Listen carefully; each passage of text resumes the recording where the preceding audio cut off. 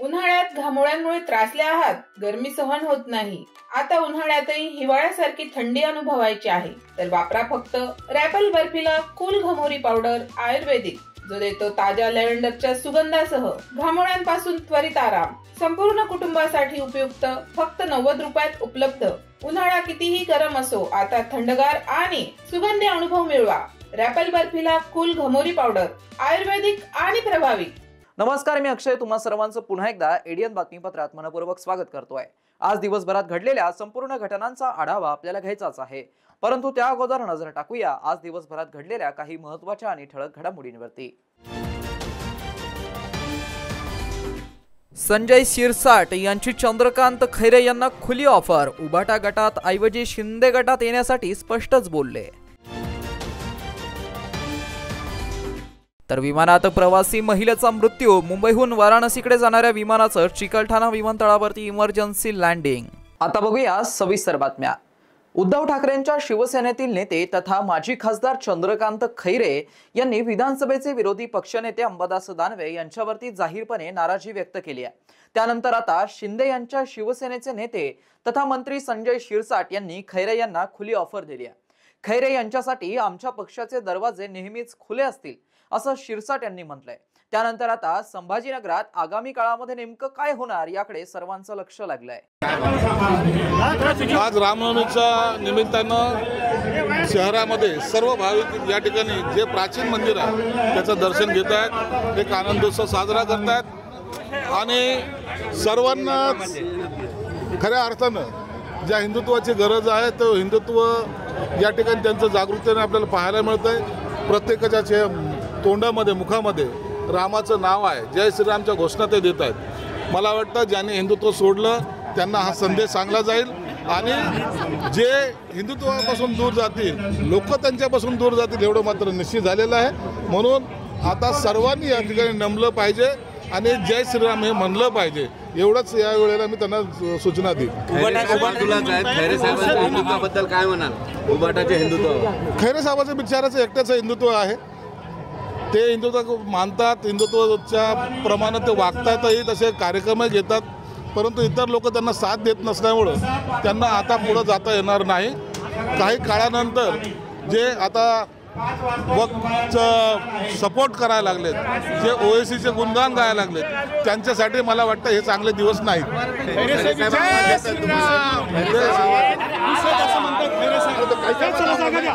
खैरे साहेब अत्यंत भाविक माणूस आहे, परंतु त्याचं पक्षामध्ये ऐकलं जात नसल्यामुळं हा सगळा त्रास वाढलेला आहे. तुम्ही ऑफर दिली होती ना खैरे साहेबांना तर मी आजही उघडपणे ऑफर देतोय. खैरे साहेबांनी खऱ्या अर्थानं हिंदुत्वाची कास धरली पाहिजे, चांगलं राहिलं पाहिजे. तुमचं हिंदुत्व हे बिचारे बाकीचे लोक ऍक्सेप्ट करत नाही, त्याचा त्रास होतो. मुंबईहून वाराणसीकडे निघालेल्या इंडिगोच्या विमानाचं वैद्यकीय इमर्जन्सीमुळे काल रात्री 10च्या सुमारास चिकलठाणा आंतरराष्ट्रीय विमानतळावरती आपत्कालीन लँडिंग करण्यात आलंय. विमानातून प्रवास करत असलेल्या ज्येष्ठ महिला प्रवासी यांचा विमानातच मृत्यू झाल्याने चिकलठाणा विमानतळावरती विमान उतरलाय. सदर प्रकरणी MIDC सिडको पोलीस ठाण्यामध्ये अकस्मात मृत्यूची नोंद करण्यात आली आहे. मुंबईहून वाराणसीकडे निघालेल्या इंडिगोच्या विमानाचं वैद्यकीय इमर्जन्सीमुळे अचानक चिकलठाणा आंतरराष्ट्रीय विमानतळावरती आपत्कालीन लँडिंग करण्यात आलं. विमानातून प्रवास करत असलेल्या ज्येष्ठ महिला प्रवासी सुशीला देवी राहणार मिर्झापूर उत्तर प्रदेश यांची तब्येत अचानक बिघडली. यावेळी प्रवासाची स्थिती बघून पायलटने तातडीने छत्रपती संभाजीनगरातील विमानतळावरती आपत्कालीन लँडिंगसाठी संपर्क साधला आणि त्यानंतर काल रात्री 10च्या सुमारास चिकलठाणा आंतरराष्ट्रीय विमानतळावरती आवश्यक यंत्रणा सज्ज करण्यात आल्या आणि काही वेळातच विमान तिथे उतरला. लँडिंगनंतर वैद्यकीय पथकाने वृद्ध प्रवाशाला तपासलं, परंतु तोपर्यंत या ज्येष्ठ महिला प्रवाशाचा मृत्यू झाला होता. घटनेनंतर विमानतळ प्रशासनाने आवश्यक ती सर्व खबरदारी घेतली आणि MIDC सिडको पोलिसांनी पंचनामा केला. पुढील प्रक्रिया पूर्ण करून विमानाने पुन्हा वाराणसीकडे उड्डाणाचं नियोजन केलं. मात्र हे मृत्यू नेमकं कशामुळे झाला हे अद्याप कळू शकलेलं नाहीये. सिडको भागातील पाण्याचं वेळापत्रक चुकवल्याने सुमारे 8 ते 10 दिवसांनी पाणी पुरवठा तेही कमी दाबाने होत असल्याने स्थानिक महिलांनी संतप्त होऊन येथील पाणी पुरवठा ऑफिस गाठत अधिकाऱ्याला घेराव घालत जाब विचारलाय। छत्रपती संभाजीनगर येथील महिलांनी N7 अयोध्यानगर सिडको येथील पाणी पुरवठा ऑफिस आणि जेई भूषण देवरे यांना घेराव घातला। सिडको भागातील पाण्याचे वेळापत्रक चुकल्याने सुमारे 8 ते 10 दिवसांनी पाणी पुरवठा तेही कमी दाबाने होत असल्याने स्थानिक महिलांनी संतप्त होऊन येथील पाणी पुरवठा ऑफिस गाठत अधिकाऱ्याला घेराव घालत जाब विचारला। जायकवाडी धरण जवळ असताना नियोजन शून्य कारभार छत्रपती संभाजीनगर येथे चालू आहे। 10 दिवसात पाणी येते, त्यातही कमी दाबाने पाणी पुरवठा चालू आहे। त्यामुळे संतप्त महिलांनी पाणी पुरवठा टाकीवरती जाऊन पाणी सोडण्याचे साहित्य जप्त केले। जोपर्यंत आम्हाला पाणी मिळत नाही तोपर्यंत आम्ही कुणालाच पाणी सोडू देणार नाही असं सांगत संतप्त महिलांनी तेथे ठिय्या दिल्या। मोबाईल, टीव्ही आणि समाज माध्यमांमुळे तरुणाईला अवधान बाधा झाली असून या वाचन संस्कृतीवरती आघात झालाय। वाचन संस्कृती वृद्धिंगत करण्यासाठी सामूहिक वाचन चळवळीचे बुक रीडर्स सारखे उपक्रम राबवणं गरजेचं आहे असं प्रतिपादन ज्येष्ठ कवी तथा प्रतिष्ठानचे संपादक प्राध्यापक श्रीधर नांदेडकर यांनी केलंय। डॉक्टर बाबासाहेब आंबेडकर मराठवाडा विद्यापीठात भारतरत्न डॉक्टर बाबासाहेब आंबेडकर जयंतीनिमित्त 7 ते 14 एप्रिल दरम्यान महोत्सव होतोय। वाचन सप्ताहाला सोमवारी सुरुवात झाली आहे। कुलगुरू डॉक्टर विजय फुलारे यांच्या प्रमुख उपस्थितीत ज्ञानस्रोत केंद्रात हा कार्यक्रम झाला। प्रकुलगुरू डॉक्टर वाल्मिक सरवदे यांनी उद्घाटन करून कार्यक्रमाचं अध्यक्षस्थान भूषवलं। कार्यक्रमास कुलसचिव डॉक्टर प्रशांत अमृतकर, संचालक डॉक्टर वैशाली खापर्डे, संचालक डॉक्टर कैलास अंभुरे यांची मंचावरती उपस्थिती होती। यावेळी प्राध्यापक श्रीधर नांदेडकर यांनी वाचन संस्कृती या विषयावरती व्याख्यान झालं। ते म्हणाले, भाषेचा प्रवास ओवीपासून शिवीपर्यंत झालाय। हे समजून घेण्यासाठी संहिता आणि वाचक यांचं नातं समजावून घेतलं पाहिजे। भारतरत्न डॉक्टर बाबासाहेब आंबेडकर यांची प्रचंड स्मरणशक्ती व तीक्ष्ण बुद्धिमत्ता ही वैशिष्ट्ये होती। सुमारे 50,000 पुस्तकांची ग्रंथसंपदा त्यांच्याकडे होती। आचार्य ओशो रजनीश यांनाही वाचनाचं प्रचंड वेड होतं, तर राजे श्याम बहादूर यांच्याकडे तब्बल 1 लाख पुस्तकांची संपदा होती। पुस्तकांमुळे मस्तक घडतं। मित्र, गुरु आणि चांगली पुस्तके माणसाला दिशा देण्याचं काम करत असतात। त्यामुळे तरुणांनी आपला स्क्रीन टाइम कमी करून वाचनाचा वेळ वाढवला पाहिजे। आधुनिक जीवनशैलीमुळे तंत्रज्ञान केंद्रस्थानी आलं आहे। या बदलाचा उपयोग वाचन संस्कृती विदेशात करण्यासाठी केला पाहिजे असंही प्राध्यापक नांदेडकर म्हणाले। विदेशामध्ये बुक रीड्स सारखे उपक्रम राबवले जातात। आम्ही काही मित्रांनी विद्यापीठ परिसरात टेकडी वाचन सुरू केलंय। त्याप्रमाणे छोट्या छोट्या कृतीतून वाचनाला प्रोत्साहन दिलं पाहिजे। किंडल स्टोरीला यासारख्या नवीन साधनांचा वापर वाचन संस्कृती वाढण्यासाठी करा असं प्राध्यापक नांदेडकर म्हणाले। धम्मपाल जाधव यांनी सूत्रसंचलन तर डॉक्टर कैलास अंभुरे यांनी आभार मानलं। अधिष्ठाता MG Shirsat, doctor Sanjay Salunke, doctor Beena Humbe, समिती सदस्य doctor Kailash Pathrikar, doctor Dasu Vaidya, doctor Chandrakant Kokate यांची उपस्थिती होती। शहरवासियांना एक सुवर्ण संधी। तुम्ही एखादा व्यवसाय करताय का? मग एडियनवरती जाहिरात करा आणि मिळवा व्यवसायात मोठा फायदा। तर वाट कसली बघत आहात? आत्ताच खाली दिसत असलेल्या नंबरवरती संपर्क साधा। आपल्याला अजूनही काही बातम्यांचा आढावा घ्यायचा आहे, परंतु इथे वेळ झाली आहे एका छोट्याशा ब्रेकची। कुठे जाऊ नका, पाहत रहा एडियन न्यूज।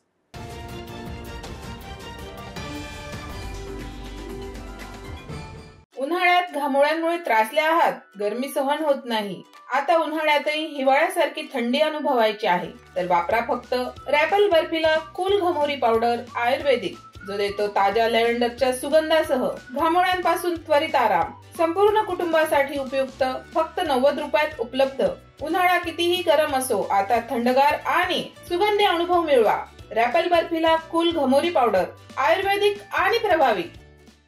अनेकांच्या मनात स्वप्न असते की देशाची सेवा करायची, परंतु काही लोकच योग्य प्रशिक्षण घेऊन ते वास्तवात पूर्ण करतात। वास्तविक सैनिक बनणे सोपं काम नाही, कारण प्रशिक्षणाच्या मैदानापासून ते युद्धाच्या रणांगणापर्यंत प्रत्येक क्षण संघर्षमय असतो। फक्त जो इमानदार, समजूतदार असेल आणि ज्याची इच्छाशक्ती प्रबळ असेल, असाच व्यक्ती या क्षेत्रात टिकू शकतो। प्रत्येक वर्षी अनेक परीक्षार्थ्यांना यश प्राप्त होते, ते फक्त आणि फक्त गरुड झेप अकॅडमी। पंख आम्ही देतो, उंच भरारी तुम्ही घ्या।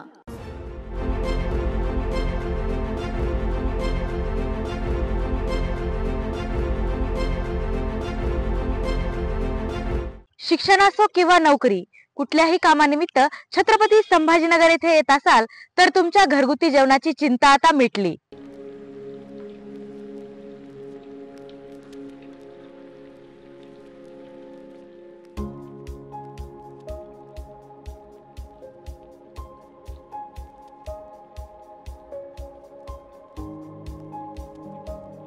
नमस्कार, मी पूजा दातार।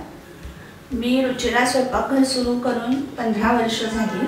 सुरुवातीला रुचिरा स्वयंपाकघर सुरू करताना माझी आवड म्हणून सुरू केलं, पण त्याचं व्यवसायात हळूहळू रूपांतर झालं। रुचिरा स्वयंपाकघर हे स्वतःच्या जागेत 2009 पासून संभाजीनगर खडकेश्वर येथे सुरू आहे।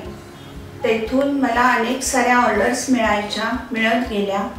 एका मोठ्या शाळेचं मला कॉन्ट्रॅक्ट मिळालं होतं। मी रोज 2200 लोकांना जेवण देत होते 5.5 वर्ष। नंतर मी पूर्ण कॉन्सन्ट्रेशन रुचिरा स्वयंपाकघर खडकेश्वर येथे केलं। तेथील फीडबॅक म्हणाल तर सगळी मेडिकलची मुलं जे घरापासून दूर राहतात त्या लोकांना आपल्या घरासारखं जेवण रुचिरामध्ये मिळतं असं प्रत्येकजण आनंदाने सांगत असतो मला। आणि मी तर म्हणते की तुम्ही ते पे करून जेवता, पण ते म्हणतात की नाही, पे हा भाग वेगळा आहे, पण आमच्या शुभेच्छा आणि सदिच्छा जास्त महत्त्वाच्या आहेत। तसंच रुचिरा स्वयंपाकघरात आपण आपल्या घरच्यासारखं अन्नधान्य निवडून, भाज्या निवडून, अतिशय स्वच्छता राखून स्वयंपाक करतो। स्वयंपाकात घरगुती मसाले 80% वापरले जातात। माझा कटाक्ष क्वालिटी मेंटेन करण्यावर असतो, त्यामुळे मी किराणा जास्तीत जास्त चांगल्या क्वालिटीचा आणते। तसंच भाजीपाला जाधव मंडईत आणते, त्यामुळे ताजा स्वच्छ भाजीपाला मिळतो। त्यामुळे आपल्या स्वयंपाकाची चवही उत्तम राखता येते आणि आरोग्यपूर्ण स्वयंपाक होतो। घरगुती जेवणाच्या चवीसाठी एकदा अवश्य भेट द्या रुचिरा स्वयंपाकघर येथे। मस्त मास्क पहना रे तूने। Thank you sir. वो जान बचाने के लिए पहनना पड़ता है ना सर। रेडीमेड है या टेलर मेड है? ऑनलाइन ऑर्डर किया है सर। एक और है ना सर? देना। बहुत मस्त लगे आपको। ये ना सर। सर ना भाई, जान बचाने के लिए बाइक चलाते वक्त सिर्फ खोपड़े पे मास्क पहनेगा तो खोपड़े को कौन बचाएगा? समझ गया सर। हेलमेट ऑनलाइन ऑर्डर कर, वरना हमेशा के लिए ऑफलाइन हो सकता है। Okay sir. ये ले। चल हम ये भी ऑनलाइन भर दे। हेलमेट पहने, ट्रैफिक नियमों का पालन करे, जिंदगी के सफर को सुरक्षित रखे।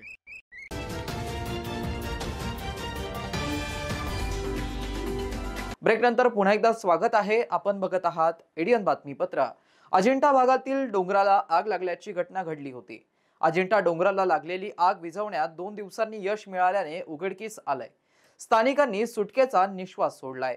छत्रपती संभाजीनगर जिल्ह्यातील सोयगाव आणि अजिंठा वनपरिक्षेत्राअंतर्गत येणाऱ्या रावेद्री व जंजाळा पर्वत रांगेतील जंगलाला आग लागल्याची घटना शनिवारी घडली होती। त्यानंतर लागोपाठ 2 दिवसांपासून आग विझवण्याचे शर्थीचे प्रयत्न सुरू होते आणि आज ही आग विझवण्यात यश आलं असून वनविभागाच्या अधिकारी कर्मचाऱ्यांनी गेले 2 दिवस आग विझवण्याचे प्रयत्न करत ही आग आटोक्यात आणली आहे। बघता बघता या आगीनं रौद्ररूप धारण केलं। या आगीत काही वन्यजीव होरपळून मृत्युमुखी देखील पडले। याबाबत प्रशासनाकडून अद्याप अधिकृत माहिती प्राप्त झाली नाहीये। तसेच वनसंपदाही जळून खाक झाली आहे। डोंगराळ भाग आणि वाऱ्यामुळे आग नियंत्रणात आणण्यासाठी अडचणी येत होत्या। या आगीमुळे सोयगाव अजिंठा भागातील जैवविविधतेला मोठा फटका बसलाय। अनेक दुर्मिळ वनस्पती आणि वन्यजीव नष्ट झालेत। त्यानंतर लागोपाठ 2 दिवसांपासून आग विझवण्याचे शर्थीचे प्रयत्न सुरू होते आणि आज ही आग विझवण्यात यश आलंय। वनविभागाचे अधिकारी कर्मचाऱ्यांनी गेले 2 दिवस आग विझवण्याचे प्रयत्न करत ही आग आटोक्यात आणली आहे। पाणी तपासणीला घेऊन जिल्हा आरोग्य यंत्रणा सतर्क झाली असून शहरातील केलेल्या पाणी तपासणीमध्ये 57 तपासण्या दूषित पाण्याच्या आढळून आल्या, तर ग्रामीण भागातील आरोग्य यंत्रणा सतर्क झाली आहे। याबाबत आढावा घेतलाय आमचे प्रतिनिधी देव राजळे यांनी। आपल्याकडे छत्रपती संभाजीनगरमध्ये ग्रामीण भागामध्ये एकूण ज्या 865 महानगरपालिका आहेत त्याच्यामध्ये जे पिण्याच्या पाण्याचे स्रोत आहेत त्यांचं पूर्ण सर्वेक्षण केलं जातं दरवर्षी आणि ते जे नमुने आहेत ते दर 3 महिन्यामध्ये आपल्याला त्यांची संपूर्ण तपासणी करायची असते। त्या पद्धतीने आपण प्रोग्राम बनवतो आणि ह्याच्यासाठी जे आहे आपले आरोग्य कर्मचारी म्हणजे पुरुष आरोग्य कर्मचारी MPW आपण म्हणतो त्यांच्यामार्फत त्या सर्व जे स्तोत्रांचं आहे त्या रेग्युलरली तपासणी केली जाते। ह्याच्यामध्ये जे जलसुरक्षक आहेत ग्रामपंचायतनी नेमलेले हे त्यांना मदत करत असतात आपल्या ग्रामीण भागामध्ये प्रत्येक तालुक्यामध्ये पाणी तपासण्याची जी लॅब आहे त्या लॅबमध्ये हे नमुने पाठवले जातात. काही वेळेस जे नवीन पाणी आलेलं आहे विहिरीला किंवा नवीन एखादा बोर केलेला आहे, विहीर खोदलेली आहे, तर असे जे आहेत त्यांचं आपण केमिकल ॲनालिसिससाठी जे पाणी नमुने घेतो ते पाणी नमुने आपण इथे छावणीच्या लॅबमध्ये पाठवत असतो. तर हे त्याच्यामध्ये आपण त्याच्यातले जे काही क्षारांचं प्रमाण आहे, बरेचदा आपण पाहतो की काही क्षार आहेत किंवा कोणतं तरी कंटॅमिनेशन झालेलं आहे पाण्यामध्ये, तर ह्याच्यासाठी हे केमिकल ॲनालिसिस केलं जातं आणि पूर्ण जिल्ह्यामध्ये आपली छत्रपती संभाजीनगर येथे छावणी परिसरामध्ये ती लॅब आहे. तर इथे पण आपले पाणी नमुने येत असतात. ग्रामीणच्या तपासणीसाठी आम्हाला देण्यात आली होती त्यापैकी 57 पाणी नमुने तपासणी दूषित झालेली, त्याचं पुढे काय झालं? जे आता तुम्हाला सांगितल्याप्रमाणे की 57 ठिकाणचं पाणी दूषित आलेलं आहे. तर आपली सर्व हो ग्रामीण येस तर ग्रामीणचं जसं शहराचं आहे त्याचप्रमाणे ग्रामीणचंही आहे की आपली यंत्रणा सर्वेलन्स चांगल्या पद्धतीने करते. काही ठिकाणी पाणी साठवणूक असेल किंवा पाण्याचे स्रोत दूषित होण्याची शक्यता नाकारता येत नाही. तर ज्या ठिकाणचं पाणी दूषित आलं ते आपण तात्काळ प्रभावाने तिथलं पाणी पिण्यासाठी लोकांना सांगतो की हे पाणी प्यायचं नाही आहे. आणि जी संबंधित एजन्सी असेल म्हणजे जी ग्रामपंचायत असेल त्यांनासुद्धा आपण पत्राद्वारे कळवतो आणि तिथले पाणी शुद्ध करून नंतरच ते पिण्यासाठी वापरायला सांगतो, जेणेकरून जे साथरोगांचं प्रमाण आहे ते आपल्याला टाळता येईल. आरोग्याच्या प्रश्नाला घेऊन आपण जर पाहिलं तर छत्रपती संभाजीनगर शहर जिल्ह्यातील आरोग्य यंत्रणा जी सतर्क होताना सध्या पाहायला मिळत आहे. दुसरीकडे आपण जर पाहिलं तर सोलापूरमध्ये दूषित पाण्यामुळे 2 विद्यार्थिनींचा मृत्यू झाला होता. तर तिसरी जी विद्यार्थिनी आहे ही मृत्यूशी झुंज देत आहे. तर दुसरीकडे पुणे असेल, भिवंडी असेल, मुंबई या ठिकाणी दूषित पाण्यामुळे मोठं संकट त्या ठिकाणी निर्माण झालं होतं. त्याच्याच पार्श्वभूमीवर आपण जर पाहिलं तर छत्रपती संभाजीनगर शहर जिल्ह्यातील आरोग्य यंत्रणा ही सध्याला सतर्क पाहायला मिळत आहे. ज्या ग्रामीण भागामध्ये ज्या लॅब उभारण्यात आलेल्या आहे लॅबमध्ये सर पाण्याचे नमुने तपासणी करण्यात येतात. तर छत्रपती संभाजीनगर शहरातील छावणी परिसर या छावणीमध्ये ज्या लॅब जे आहे पाणी तपासणी त्या ठिकाणी सुद्धा तपासण्या मोठ्या प्रमाणात करण्यात येते. आपण जर पाहिलं तर मागचा महिन्याचा जो रिपोर्ट आहे 716 जे आहेत आरोग्य तपासण्या त्या ठिकाणी करण्यात आले.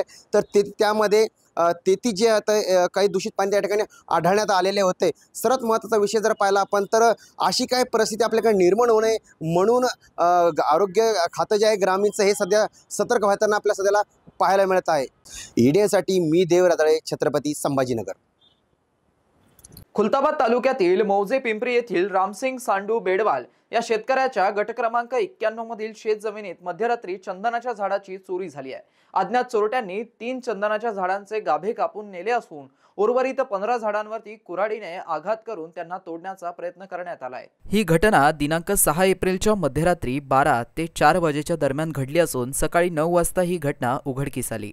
रामसिंग बेडवाल यांनी या संदर्भात खुलताबाद पोलीस स्टेशनमध्ये तक्रार देण्यासाठी प्रयत्न केला, मात्र तक्रार स्वीकारण्यास पोलीस अधिकाऱ्यांनी नकार दिल्याचा आरोप त्यांनी केलाय. या प्रकारामुळे शेतकऱ्यांमध्ये संतापाची लाट असून पीडित शेतकरी लवकरच ग्रामीण पोलीस अधीक्षक यांच्याकडे लेखी तक्रार दाखल करणार असल्याचं त्यांनी सांगितलंय. स्थानिक प्रशासन व पोलिसांनी या प्रकरणी तात्काळ दखल घेऊन अज्ञात चोरट्यांविरुद्ध कठोर कारवाई करावी अशी मागणी होत आहे. दरम्यान खुलताबाद पोलिसात तक्रार घेत नसल्यामुळे ग्रामीण पोलीस अधीक्षक यांच्याकडे तक्रार करण्याचा देखील इशारा त्यांनी दिलाय. एडीएनसाठी तालुका प्रतिनिधी हुसेन पटेल, खुलताबाद. विषय असा सर, काल रामनवमीच्या दिवशी संध्याकाळी आम्ही झोपी गेलो असताना माझ्या शेतावरील बांधावर झाड जे आम्ही पालन पोषण केले होते 20-25 वर्षापासून, जे चंदनाचे झाडे अतिशय चांगल्या प्रकारचे होते. एवढे जीवापाड प्रेम करून ते झाडं आज चोरीला गेले असून त्या झाडांची एक तक्रार म्हणून आम्ही एक फोटोकॉप्या वगैरे काढून आज पोलीस स्टेशन येथे तक्रार देण्यासाठी आलो असता पोलीस निरीक्षक साहेबांना भेटलो असता पोलीस निरीक्षक साहेबांनी आम्हाला डायरेक्ट सांगितलं की हे वनपाल अधिकाऱ्यांकडे तक्रार दाखल करा.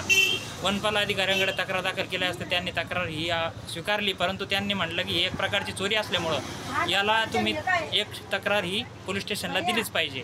तरी मी आता 2 वेळा पोलीस स्टेशनला गेलो असता माझी तक्रार घेण्यात आलेली नाही. उद्याच्याला आज माझ्या घरासमोरून हे झाड चोरी गेलेले 200-300 फुटावरून. उद्याच्याला जर माझी घरी काही चोरी झाली तर याचा जबाबदार कोण? विषय असा आहे की माझी तक्रार घेतली तर माझं काहीतरी याचे निष्पन्न होईल की कोण आरोपी होते, काय होते, अज्ञात कोण चोरी करणारे होते. हे निष्पन्न झालं तर फायदा आहे, नाही तर सुव्यवस्था कायदा सुव्यवस्था कशासाठी याचा फायदा काय होणार आहे? कोणतं गाव आपलं? गाव माझं पिंपरी, तालुका खुलताबाद. पिंपरी काय गट नंबर? गट नंबर 91 आणि नाव आहे शेतकऱ्याचं माझ्या वडिलांच्या नावे शेती रामसिंग सांडू बेडवाल. किती शेती आहे? शेती 1 हेक्टर 30 आहे. हा, आणि झाडं हे नुसते तोडून नेलेले फक्त 3 आहे, पण अतिशय एकदम खतरनाक असे जखमी केलेले, अर्धवट तोडलेले झाडं, कमीत कमी 12 ते 15 झाडं अर्धवट तोडलेले. बरं, आता याने तक्रार नाही घेतली तर तुम्ही पुढचं पाऊल काय उचलणार आहे? आता पुढचं पाऊल काय उचलणार आहे? आम्ही एक विषय चालू आहे की ऑनलाईन तक्रार एक देऊन पाहू, आणि आम्ही वरच्या स्तरावर तक्रारसाठी जाऊ SP कडे. हो हो. संभाजीनगर डॉक्टर बाबासाहेब आंबेडकर सर्वपक्षीय जयंती उत्सव महासमितीच्या अध्यक्षपदी विजय मगरे, कार्याध्यक्षपदी महेंद्र सोनवणे यांची निवड केल्याची घोषणा रविवारी आयोजित पत्रकार परिषदेत गौतम खरात यांनी केली आहे. संभाजीनगर डॉक्टर बाबासाहेब आंबेडकर सर्वपक्षीय जयंती उत्सव महासमितीच्या अध्यक्षपदी विजय मगरे, कार्याध्यक्षपदी महेंद्र सोनवणे यांची निवड करण्यात आली आहे. यावेळी सर्वपक्षीय कार्यकर्ते व नेते ॲडव्होकेट रमेशभाई खंडागळे, दिनकर ओंकार, रामभाऊ पेरकर, गौतम लांडगे, मिलिंद दाभाडे, कृष्णा बनकर, राजू शिंदे यांच्या उपस्थितीमध्ये कार्यकारिणी निवडण्यात आली आहे. उपाध्यक्ष संतोष भिंगारे, राजू आमराव, राहुल सावंत, मुकुल निकाळजे, विजय वाहुळ, कार्यालय सचिव मिलिंद बनसोडे, भूषण हिवराळे, संजय शेळके, मुकेश गायकवाड, नाना म्हस्के, राहुल साळवे, सचिव डॉक्टर निलेश आंबेवाडीकर, डॉक्टर कुणाल खरात, दामुअण्णा कांबळे, सदस्य कृष्णा भंडारे, भारत दाभाडे, नागेश जाधव, विजय शिंदे, मनोज जाधव, प्रकाश गायकवाड, गजानन मनगटे आदींची उपस्थिती होती. भीमजयंतीनिमित्त शहरातून निघणाऱ्या मिरवणुकांमध्ये मंडळांनी सजीव निर्जीव अर्थवाही देखावे सादर करावेत. लेझिम, झांज पथकासह सांस्कृतिक कार्यक्रम, कवायती सादर कराव्यात. पारंपरिक वाद्ये मिरवणुकीत आणावीत, असं आवाहन यावेळी दिनकर ओंकार यांनी केलं. महात्मा फुले जयंतीपासून विविध कार्यक्रम सुरू होऊन बुद्ध जयंतीपर्यंत ही समिती विविध प्रबोधनात्मक कार्यक्रम शहरातील विविध भागांमध्ये आयोजित करणार असल्याचं गौतम खरात यांनी सांगितलंय. महासमिती आज सर्व पक्षाच्या नेते मंडळाच्या उपस्थितीमध्ये रमेशभाई खंडागळे यांच्या अध्यक्षतेखाली संपन्न झाली. रिपब्लिकन पार्टी ऑफ इंडियाचे पक्षाचे जिल्ह्याचे जिल्हाध्यक्ष चळवळीतले विजूभाऊ मगरे यांना छत्रपती संभाजीनगर ह्या जिल्ह्याचं 134व्या जयंतीचे अध्यक्ष या ठिकाणी करण्यात आलेलं आहे. शेवटी पुन्हा एकदा नजर टाकूया आज दिवसभरात घडलेल्या काही महत्त्वाच्या आणि ठळक घडामोडींवरती. नमस्कार, मी अक्षय तुम्हा सर्वांचं पुन्हा एकदा एडीएन बातमीपत्रात मनपूर्वक स्वागत करतोय. आज दिवसभरात घडलेल्या संपूर्ण घटनांचा आढावा आपल्याला घ्यायचाच आहे, परंतु त्या अगोदर नजर टाकूया आज दिवसभरात घडलेल्या काही महत्त्वाच्या आणि ठळक घडामोडींवरती. संजय शिरसाट यांची चंद्रकांत खैरे यांना खुली ऑफर. उबाटा गटात ऐवजी शिंदे गटात येण्यासाठी स्पष्टच बोलले. तर विमानात प्रवासी महिलेचा मृत्यू. मुंबईहून वाराणसीकडे जाणाऱ्या विमानाचं चिकलठाणा विमानतळावरती इमर्जन्सी लँडिंग.